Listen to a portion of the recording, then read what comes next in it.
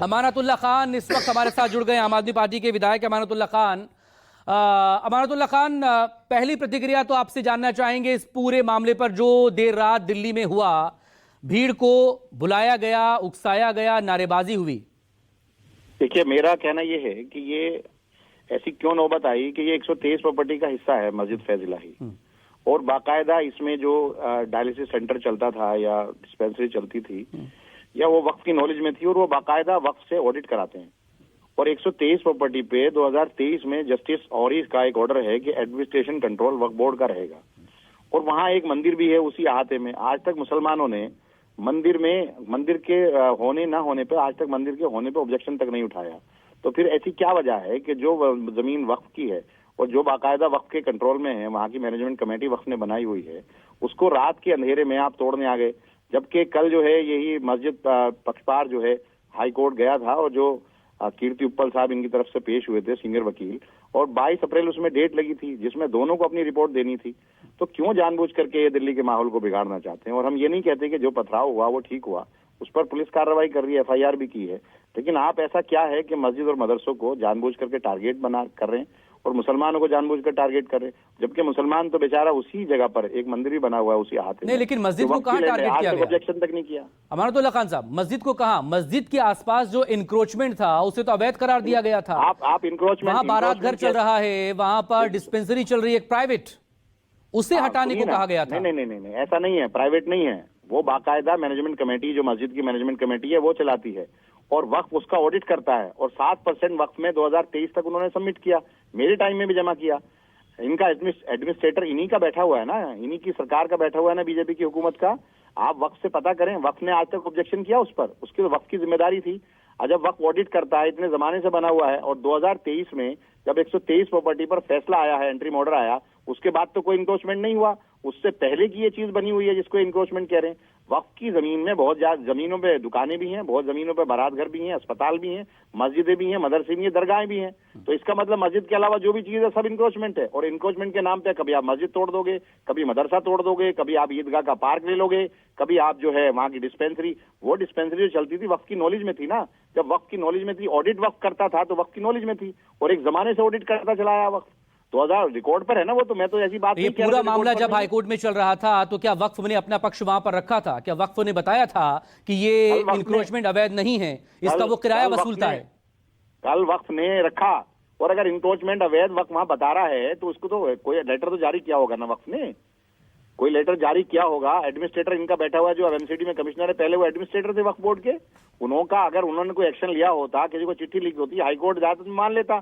एक प्राइवेट आदमी कहे कि ये इंक्रोचमेंट कर रखा है और MCD उसको आकर तोड़ दे, तो ये तो 123 प्रॉपर्टी का हिस्सा है। या तो ये कहे कि मस्जिद फैज इलाही 123 प्रॉपर्टी का हिस्सा नहीं है। अगर 123 प्रॉपर्टी का नहीं, लेकिन MCD ने कहा ना, MCD ने कोर्ट में कहा ना, अतिरिक्त जमीन पर मालिकाना या वैध कब्जे के दस्तावेज पेश ही नहीं किए वक्फ ने। किसने?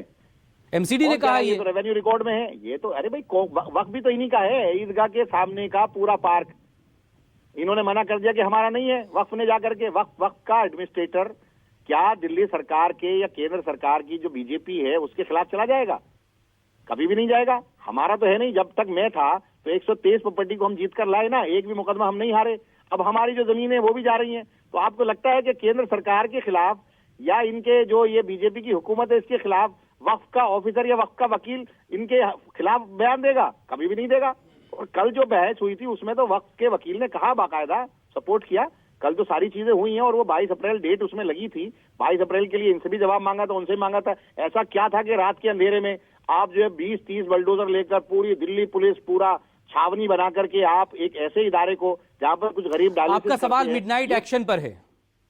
बिल्कुल मिडनाइट एक्शन पर भी है और ये इलीगल एक्शन पर भी है, क्योंकि ये वक्त की लैंड है। और वक्त लेकिन 12 नवंबर 2025 को हाईकोर्ट की डिवीजन बेंच के निर्देशों के आधार पर ये पूरा एक्शन हुआ है। ये तो एजेंसियों ने गलत तत्व पेश किए। मैं कह रहा हूं कि वो ऑडिट रिपोर्ट भी मंगा ले वक्त से। अगर ये ऑडिट रिपोर्ट है 2023 तक की और बहुत जमाने से करते चले आ रहे हैं, और जो 2023 में जस्टिस औरी का ऑर्डर था उससे उस वक्त तो इन्होंने नहीं कहा कि इंक्रोचमेंट हो रहा है या इंक्रोचमेंट है। ये तो वक्फ की जिम्मेदारी है। अगर वक्फ का इंक्रोचमेंट था तो वक्फ इसकी ऑडिट क्यों ले रहा था? पैसे क्यों 7%? क्या बेहतर होता कि अगर हाईकोर्ट की डिवीजन बेंच का आदेश आने के बाद ये अतिक्रमण खुद ब खुद हटा लेते? मैं बिल्कुल कहते, कहा ये कहते तो सही। अब जब ये दोबारा कल जो पचपार है, कल गए हैं ना, उसमें 22 अप्रैल लगी है ना, किसी को अंदाजा था ही नहीं कि रात के अंधेरे में आकर के तोड़ देंगे। 22 अप्रैल में हेयरिंग ना सुनना है ना, इनको भी जवाब मांगा था कि आप भी अपने जवाब दाखिल कर दो कि क्या इंक्रोचमेंट है क्या नहीं है, जमीन किसकी है। वक्फ बोर्ड से भी मांगा था और इनसे भी मांगा था। जो कमेटी बाकायदा मैनेजमेंट कमेटी वक्फ बोर्ड की बनाई हुई है और वो उसको रन करती है और वहां से गरीबों के लिए डायलिसिस होता है, कुछ शादियां हो जाती हैं, जो उसकी इनकम है उससे वो ऑडिट कराते हैं वक्त के अंदर। लेकिन तो गुमराह कर रहे हैं। लेकिन जब एक्शन करने वहां पर एमसीडी की टीम पहुंची थी तो फिर भीड़ को इकट्ठा करने वाले कौन हैं? क्या ये सही है कि हंगामा किया जाए और पुलिस वालों पर पत्थरबाजी की जाए? मैं नहीं जानता, मैं उसके बारे में नहीं जानता। उसी अहाते में एक मंदिर बना हुआ है, मुसलमानों ने आज तक उस पर कोई ऑब्जेक्शन नहीं किया। आज तक पूरे हिंदुस्तान में किसी मंदिर पर, किसी गुरुद्वारे पर, किसी दरगाह पर, किसी भी चर्च पर मुसलमानों ने कोई ऑब्जेक्शन नहीं किया। तो फिर क्यों मुसलमानों के मस्जिदों को, मदरसों को, उनकी जमीनों तो को ऑब्जेक्शन का, ये तो अवैध अतिक्रमण का मामला है। ये कौन कह रहा है अवैध अतिक्रमण? अगर ऑडिट करता था वक्फ बोर्ड ने कहीं कहा अवैध अतिक्रमण है? वक्फ बोर्ड ने हटाने के लिए अगर ये प्ली वक्फ बोर्ड देता तो अच्छा लगता। वक्फ बोर्ड जब उसका ऑडिट कर रहा है तो जाहिर सी बात है वक्फ की जमीन है। किसी सरकारी जमीन का तो ऑडिट कर नहीं सकता, पैसे जमा कर नहीं सकता, मैनेजमेंट कमेटी बना नहीं सकता, तो जाहिर सी बात है वो वक्फ की लैंड है। ये तो रिकॉर्ड पर है ना, मैं तो कोई बगैर रिकॉर्ड की बात ही नहीं कर रहा, क्योंकि मैं तो चेयरमैन रहा हूं। जितने फैक्ट मैं जानता हूं कोई नहीं जानता। 123 प्रॉपर्टी का हिस्सा है, ये भी कोई मना कर दे कि मस्जिद फैज इलाही और उसके आसपास की जमीन 123 प्रॉपर्टी का हिस्सा नहीं है, कोई बता दे। अगर 123 प्रॉपर्टी का हिस्सा है तो अब तो सब जुडिश है, आप क्यों तोड़ रहे हो? एक ऑर्डर, एंट्री ऑर्डर आया हुआ है कि वक्फ का एडमिनिस्ट्रेटर कंट्रोल वक्फ बोर्ड करेगा, एडमिनिस्ट्रेशन कंट्रोल वो है वक्फ का। तो उसमें क्या बात हो गई है कि आप रात के अंधेरे में आए और तोड़ दे? मौका तो दे दो। जब दोबारा आपका कहने का मतलब ये है कि मौका नहीं दिया, अचानक से ये एक्शन लिया गया। बिल्कुल 22 अप्रैल की डेट लगी हुई है इसमें हियरिंग की। ऐसी क्या जल्दबाजी थी? क्या करने जा रहे हैं वहां पर? ठीक, लेकिन तब दूसरा पक्ष, अब दूसरे पक्ष पर भी बात करिए ना। अगर कोई एक्शन वहां पर हो रहा है तो यूं इस तरह से भीड़ इकट्ठी की जाएगी, नारेबाजी वहां पर होगी, धार्मिक नारे लगाए जाएंगे और पुलिस वालों पर पथराव होगा, माहौल खराब करने की कोशिश होगी दिल्ली का। पुलिस ने लाठीचार्ज भी किया, पुलिस ने आंसू गैस के गोले भी दागे। पुलिस वहां सबको जानती है। पुलिस पहले से, मतलब ये क्या जरूरत थी ऐसा माहौल बनाने की? मैं उसको बिल्कुल फेवर नहीं कर रहा हूं कि किसी ने वहां पर पथराव किया तो उसको जायज करार दिया जा सकता है। मैं तो ये कह रहा हूं कि आप ऐसे माहौल क्यों पैदा कर रहे हो?